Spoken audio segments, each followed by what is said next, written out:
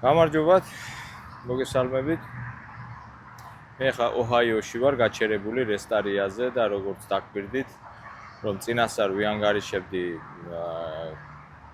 ჩემი კვირის სტეიტმენტს, ვიანგარიშე ეს ყველაფერი, ჩამოვწერე თუ რა ხარჯები იყო, რამდენი იყო გროსი, ყველაფერი ეს და შემიძლია ახლა დაწვრილებით ყველაფერი აგიხსნათ. თქვენთან ერთად დავთვლი, გაჩვენებთ რა ხარჯები იყო და საბოლოოდ ჯამში ამ კვირაში რამდენი გამოვიმუშავე. ესე იგი, ბატონებო, მე აქ უკვე ყველაფერი ჩამოვწერე და თქვენთან ერთად გავივლი და აგიხსნით თუ რა ხარჯები მქონდა ამ კვირის განმავლობაში. ესე იგი, კვირის გროსი მთლიანად გამოვიდა $7,525. შევასრულე 5 ტრიპი, ანუ 5 ჯერ ავიღე ტვირთი, მეხუთე ტვირთი ახლა მიმაქვს და ამას ორშაბათს ნიუ-იორკში დავაგდებ. ეს ტრიპით ჩათვლილი მაქვს, იმიტომ რომ ტვირთი უკვე აღებული მაქვს და წინ არაფერი არ ვდგას ამის ჩატარებას. ახლა რა ხარჯებია? პირველი, ეს არის კომპანიის დისპაჩი. ანუ დისპაჩინგი, რომელიც მაძლევს ტვირთებს, ეძებს, პოულობს და მაძლევს ტვირთებს შესასრულებლად. ეს 12%-ია. Oh, thank you. Thank you, appreciate. რაღაც დამივარდა ხუთცელი და ქალბატონმა მომაწოდა ბოდის გიხდით. კომპანია, ესე იგი, კომპანიის დისპაჩის მომსახურება კომპანიის დისპაჩი მომსახურებაში იღებს 12%. 12% აი ამ გროსის, მთლიანი გროსის გამოდის $903. შემდეგ არის ტრაილერის ქირა, $400, რომელსაც ვიხდი ყოველ კვირა. ასევე მეინტენსით ჩემი გასაკეთებელია, ანუ სერვისი თუ საბურავები დაჭირდა ტრაილერს ან რაღაც გავსი რაღაცა, მე ან ნატურა გადაიწვა ან რაღაცა, ყველაფერს ჩემი ხარჯებიდან ვეწევ. შემდეგ, ესე იგი, მესამე, ეს არის cargo liability insurance, ეს არის კომპანიას აქვს ეს ინშურანსი აღებული. ეს ნიშნავს ტვირთის დაზღვევას, ტვირთს რო რამე დაემართოს გზაში, ექსიდენტის დროს ან დაზიანდეს ან რაღაცა და ასე შემდეგ, ამას ანაზღაურებს დაზღვევა და ზუსტად ამ დაზღვევის თანხას მე ვიხდი $275 კვირაში. ეს ბატონებო არის კვირის ხარჯები და არაგერიოთ მთლიანად თვის ხარჯში. შემდეგ მოდის, ესე იგი, safety. Safety ეს არის logbook-ის მომსახურება. ამ აღნიშნულში ვიხდი $50. შემდეგ არის სიცოცხლის დაზღვევა. კვირაში სიცოცხლის დაზღვევაში ვიხდი $35. კომპანიამ გამიკეთა ეს დაზღვევა, რომ უბედური შემთხვევის დროს ოჯახმა მიიღოს კომპენსაცია. სხვათა შორის ძალიან სოლიდური კომპენსაცია, მაგრამ თანხას არ ვიტყვი. შემდეგ ესე იგი, დიზელის ხარჯი. დიზელს რაც შეეხება, თქვენ იცით, რომ მე ვასხავ კომპანიის კარტით. ჩემ თანხას ამ კარტაზე არ ვდებ, სარგებლობ კომპანიის ესე იგი კარტით და მათი თანხებით და კვირის განმავლობაში მე სამჯერ მომიწია ჩასხმა საწვავის სხვადასხვა ადგილას, სხვადასხვა ფასებში და საბოლოო ჯამში, ესე იგი, სულ ჩავასხი 475 გალონი. სხვათა შორის ერთმა მეგობარმა სწორად მომცა შენიშვნა, რომ ახსენე გალონი და ხალხს არ ეგონოს, რომ ეს ლიტრია და სწორიც არის. ესე იგი 475 გალონი ჩავასხი, მაქვს რისიტები, დავთვალე ყველაფერი, რა ფასებში მაქვს ფასდაკლები ჩასხმული და გამოვიდა $1,555. ესე იგი, ტოტალი ხარჯი კომპანიის არის $3,218. ეს იქნება სტეიტმენტში ასახული, რომ და იმ ხელფას, რომელიც მე უნდა შემხვდეს, ანუ მთლიანად, ანუ კვირის გროს გამოაკლდება აი ეს ხარჯი და შემდეგ დაანგარიშდება დარჩენილი თანხა, რაც დარჩება, ის მეკუთვნის მე. მაგრამ ამის გარდა მე მაქვს ასევე აი ბატონო თოლები, რომელიც მქონდა მე ამ კვირაში, ინდიანა, ოჰაიო, ილინოისი ეს თოლ როუდებია და ესე იგი ჩემს საკუთარა პირად აიპას ხმარობ, ეს არ არის კომპანიის, მე ვრიცხავ იქ თანხას, ამიტომ ეს სტეიტმენტში არ იქნება. მაგრამ აი ეს ხარჯი აუცილებლად მექნება $230. აი ახლა უნდა ავდგეთ და ესე იგი კვირის დროს უნდა გამოვაკლოთ ყველა ეს ხარჯი, რომელიც აქ არის ჩამოთვლილი, ესე იგი $7,525 უნდა გამოვაკლდეს $3,218 კომპანიის ხარჯი, ჩემი აიპასის თოლების ხარჯი $230 და საბოლოოდ მივიღებ $4,077, რომელიც უნდა მივიღო ხელფასის სახით. სტეიტმენტი ისევე გიმეორებთ იქნება ხუთშაბათს, ხელფასი პარასკევს ირიცხება, მაგრამ ხუთშაბათს უკვე მე შემიძლია გაჩვენოთ ის სტეიტმენტი, რომელსაც კომპანია გამომიგზავნეს. ჩემი გამოცდილებიდან გამომდინარე, ეს ციფრი იქნება 99%. ეხლა რა ხდება? გავლილი მაილები. გამოვთვალე ყველა ის ტრიპი, რომელიც მე შევასრულე კვირის განმავლობაში, ცარიელმა რა ვიარე, დატვირთულმა რა ვიარე, ერთმანეთს დაუმატა და გამოვიდა 2750 მაილი. ამაში შედის ის მაილიც, რომელიც ჯერ კიდევ არ გამივლია ნიუ-იორკისკენ რომ მივდივარ. ესე იგი, საბოლოოდ იქნება კვირის გავლილი მაილი იქნება 2750 მაილი. ეს სტეიტმენტში ამ სახით არ იქნება, იმიტომ რომ კომპანია არ თვლის იმ ცარიელ მაილებს, რომელსაც მე გავდივარ ტვირთის სასაღებად სანამ მივარ. ისინი თვლიან მხოლოდ Google-ით, აი დაუშვათ კონკრეტული აღების წერტილიდან ჩამოცვლის წერტილამდე რამდენია და ამიტომ შეიძლება იქ მაილი იყოს ასახული ნაკლები. აქედან გამომდინარე, ცენტები რომ გამოვთვალე, ანუ ეს გროსი თანხა რაც არის 7525 უნდა გაყო გავლილ მაილებზე და საბოლოოდ გამომივიდა რომ მე გამოვიმუშავე მაილზე $2.73. ცუდი არ არის, რა თქმა უნდა, ცუდი არ არის აღნიშნული, იმიტომ რომ მაილი ცოტა მაგავლილი, ბევრი არ მიწვალია, მხოლოდ ერთხელ მომიწია ღამის თენება, იმიტომ რომ გვიან დამტვირთეს ძალიან 8 საათზე გამოვედი და მე უკვე დილით ვიყავი დანიშნულების ადგილზე. დანარჩენი დღეები ჩვეულებრივ რეჟიმში ჩაიარა, პრობლემა არ ყოფილა. არ მომიწია ლოგბუქზე რაიმე გადაკეთება, დროის დამატება და ასე შემდეგ, იმიტომ რომ არ იყო ამის არანაირი საჭიროება და რაც შეეხება გროს, მე როგორც გითხარით წინა ვიდეოებში, ხომ? ანუ ის გოგონა, რომელიც მე მიწევდა დისპეჩერობას, ჩემთვის უცხო იყო, არ ვიცოდი არც მისი გამოცდილება, ექსპერიენსი, არაფერი და საბოლოოდ არც მითითებები მივიცია, რომ ან ესე გააკეთე, ან ისე გააკეთე, ვაცადე, რომ თვითონ უფრო მეტად რო არ დაბნეულიყო, თვითონ ემუშავა როგორც უნდა, მაგრამ ამის მეტი გროსის გაკეთება ვერ შეძლო. ჩემზე რაც იყო დამოკიდებული, მე ყველაფერი გავაკეთე, არ ჩამიგდია არც ტვირთის აღება, არც ტვირთის ჩამოცლა. და არც სადმე დამიგვიანია. მაგრამ თლათ ეხლა დისპეჩერს მე ყველაფერს ვერ დავაბრალებ, იმიტომ რომ მარკეტია თვითონ ისეთი დღესდღეობით, რომ კი ბატონო, აი საშუალოდ აი ეს ციფრი გამოდის, მაგრამ თუ კარგი დისპეჩერი გყავს, მე ვინც ამყავს ეხლა, ეს ყველაზე დაბალი გროსია, რაც შეიძლება კვირის განმავლობაში გამოვიდეს, იმიტომ რომ საშუალოდ ეხლა დღემდე ყოველ შემთხვევაში ასე იყო, რომ საშუალოდ ჩემი გროსი გამოდიოდა დაახლოებით 8000-დან 10000-ის ფარგლებში. აი ეს მინიმუმ 8000 და უფრო 9000-მდე. აი ასე. ამ ფარგლებში იყო ხოლმე გროსი.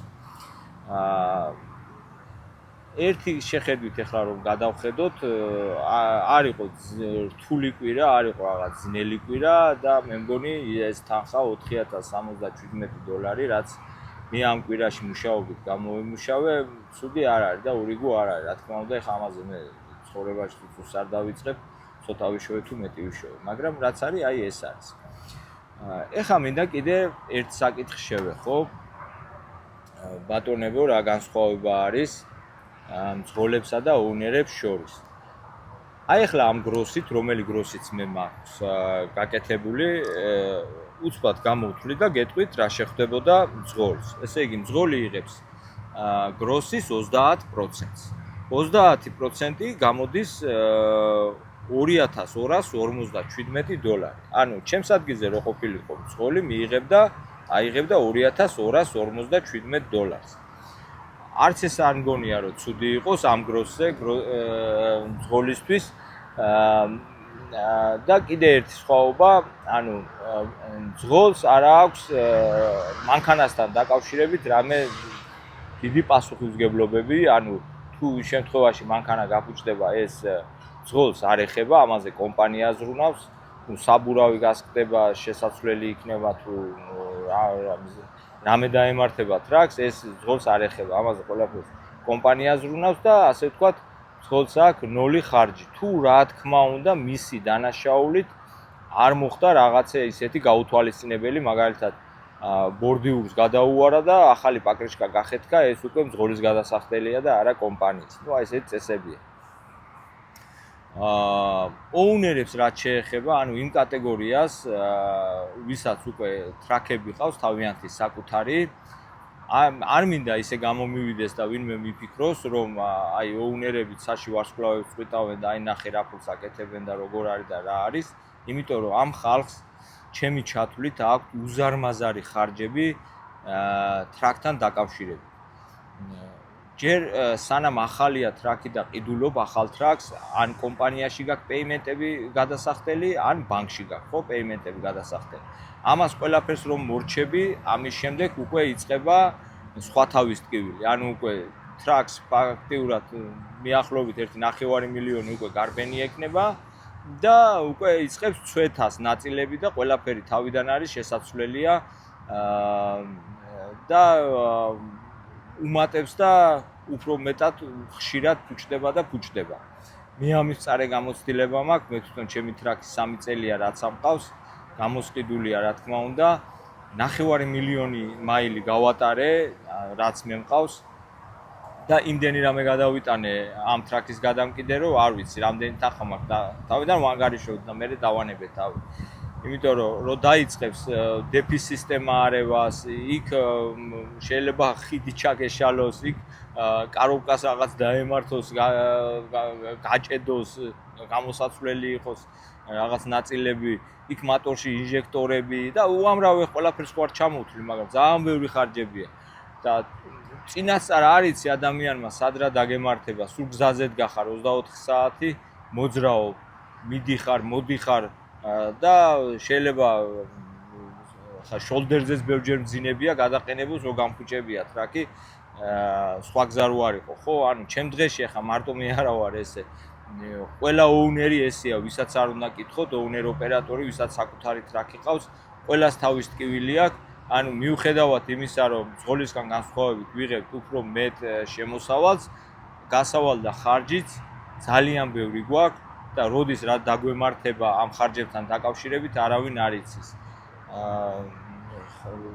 აი რომ მიდიხარ სადღაც მე მაგალითად ელპასოში გავიფუჭდა მექსიკის საზღვარზე ტრაქი და ნაწილების ჩამოტანას 3 კვირა დაჭირდა სანამ იქ კალიპერი იყო შესაძლებელი და სანამ იმ ნაწილებს გამოიწერდნენ ჩამოიტანდნენ მე ჩემი დამემართა ორჯერ გადავფრინდი ნიუ-იორკში უკან გადმოვფრინდი ისევე სანამ ის გააკეთეს 3 კვირა გავიდა.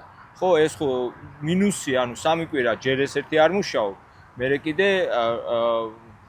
ეგ მომსახურება ანუ მაგ კალიპერის გამოცვლა და გაკეთება ჩიკაგოში ჯდება $1600 და ელპასოში დამიჯდა სადღაც $6000-მდე. ხო ყველაფერში სხვაობა არის თან ყველა ჩვენი მტერია მტერს მე გულისხმობ ამ შაპებს სადაც ესე იგი ლიშბი მიხვიდე ბოდიში ამ სიტყვის ხმარებისთვის აი მიხვიდე ოღონდ შაპში და ესე გიყურებენ რომ აი კოღორო უყურებს რომ აი სისხლის კოღორო მოგჭერებია რომ სისხლი გამოგწოვოს რა ანუ $1 გასაკეთებელ საქმეს დაგისვამენ $10 და ყველა ცდილობს რომ რაღაცნაირად გაგწეწოს რა როცა ეხა კომპანიისაა მანქანა შენ ძღოლი ხარ შენ არ გაინტერესებს ეხა რა თქმა უნდა, აი კომპანია რამდენს გადაიხდის, მაგრამ როცა საკუთარ ტყავზე გზნობ ამას, მერე უკვე რთულია რა. ასე რომ არ მინდა ისე გამომივიდეს, რომ რაღაცა აი ოუნერი, ოპერატორები, რომელსაც საკუთარი ტრაქები ყავთ, ძალიან მაგრად არიან და რაღაცა. არა ვარ ძალიან მაგრად. საბოლოო ჯამში შეიძლება ითქვას, რომ ხანდახან უკეთესია იყო და იმუშაო მძღოლად, ვიდრე საკუთარი ტრაქი ყავდეს. თან მით უმეტეს დღევანდელი მარკეტიდან გამომდინარე, ფასები ძალიან ესე იგი აღმადაღმა დადის. ამ საწვამაც ისე დაიწყო მომატება, რომ უკვე იმ ფასში ახლა რა ფასშიც ახლა დავდივართ, საწვავიდან გამომდინარე უკვე ძალიან ცუდია ჩვენთვის, იმიტომ რომ უფრო მეტად იზრდება ჩვენი ხარჯი. სიტყვაზე ახლა რომ აქ საწვავში გადასახდელი $1545, ამას შეიძლება მოიმატოს და იმდენად გაიზარდოს საწვავი, რომ $1000 ზემოდან დამატება დამჭირდეს იგივე ჩასხმულ გალონ საწვავში. აი ეს მინდოდა მეთქვა, კიდე დავამატებდი იმას, რომ ეს კვირა ამ კვირამ ესე ჩაიარა და მომავალ კვირიდან ახალი დისპეჩერი მეყოლება, იმედი ახალი არა, უпроსტად ძველი ბრუნდება და იმედი მაქვს, რომ ამ პიროვნებას კარგად ვიცნობ, ვიცი რის შესაძლებლობები აქვს და უკეთეს გროსებს გამაკეთებინეს. $7525 გროსი, რომელიც ამ კვირაში გამომიშავე, ჩემი აზრით არის დაბალი, ну ცოტა რა, ცოტა იმ გაგებით, რომ ადამიანი მაინც მუშაობ და ამ შესრულებულ სამუშაოში ახლა ყოველთვის ვცდილობ, რომ მეტი გამოიმუშაო, ვიდრე ახლა ნაკლები რა. კიდე ეს აი ეს ყველაფერი ახლა ეს ვიდეოები, რაც მე ჩავწერე ერთი კვირის განმავლობაში და ხედავდით თუ რა ტვირთებს ვიღებდი, რა სამუშაოებს ვასრულებდი და საბოლოოდ უკვე რამდენი გამოვიმუშავე.